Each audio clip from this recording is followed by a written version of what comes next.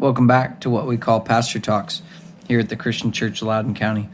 I take time every week and I share my time in the Word in the hopes to be an encouragement to you in your walk with Christ.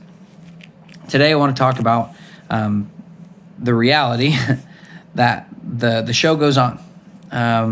What Jesus started for the church is something that never ends. He has created an ongoing outpouring of the mercies and the graces and the goodness of God.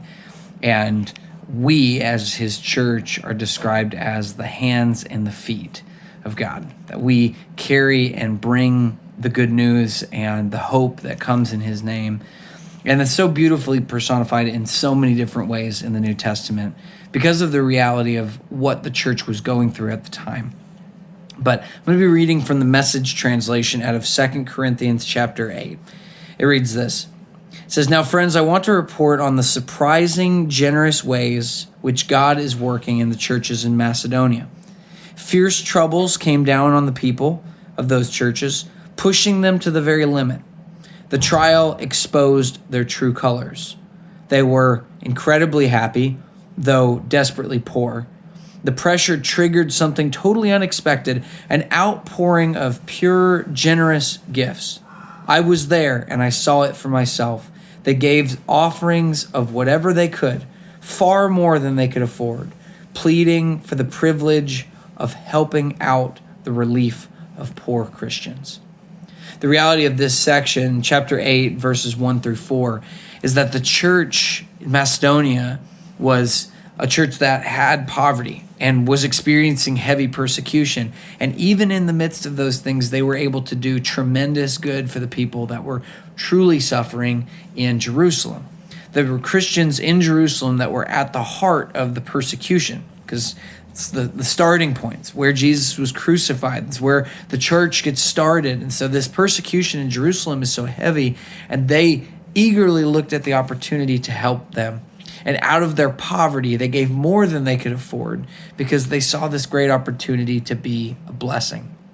As we walk into our own lives, we look at a world that is equally broken in entirely different ways.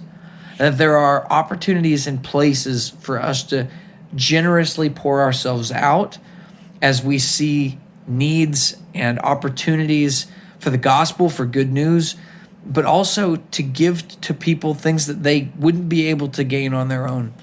We exist as an expression of God, to give to people what they don't deserve, what they haven't earned, so that it would point to God, to help them to see the beauty of the God that we serve.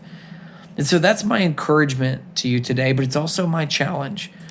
The encouragement is this: you have the opportunity to point a very clear picture of who our God is and what he represents with not just the way that you live your life, but the ways that you use your resources and the things that you've been blessed with for the needs of others.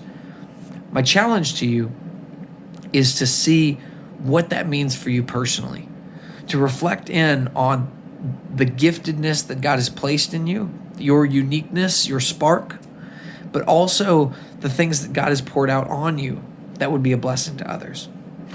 Find that, be in pursuit of that, and then pour that out. I'm going to pray that over you, and I hope that the rest of your day is blessed. Father, thank you for the life that we have in you. Thank you for the blessings that you pour out on us. The things that we don't deserve, that we haven't earned, that you pour out on us because of your love for us. Father, help us to look more and more like you. Help us to be generous. Help us to be kind. Help us to be merciful.